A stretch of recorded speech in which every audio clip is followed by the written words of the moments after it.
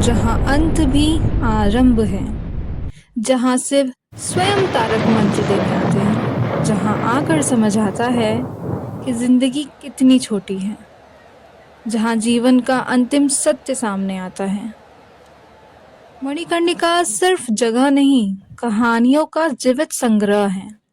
यहाँ की सबसे प्रचलित कहानी, कहा जाता है कि माँ सीता का मणिकर्णिका यानी कान का कुंडल यहीं गिरा था, इसलिए इस घाट का नाम मणिकर्णिका पड़ा। ये घाट शक्ति और मुक्ति दोनों का प्रतीक माना जाता है।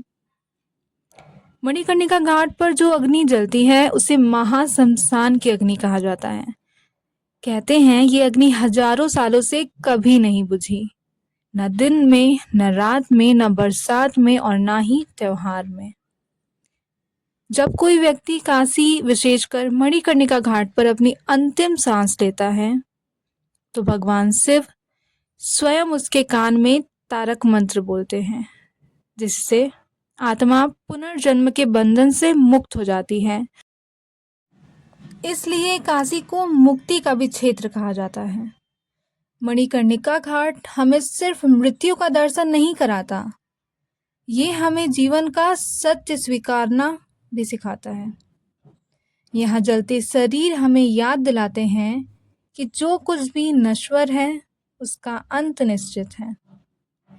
इसलिए जैसे यहाँ शरीर को अग्नि में समर्पित किया जाता है, वैसे ही हमें भी अपने जीवन की समस्या, दुख और अहंकार को गंगा में बहा देना चाहिए। ये घाट मुक्ति और बोध का द्वार है।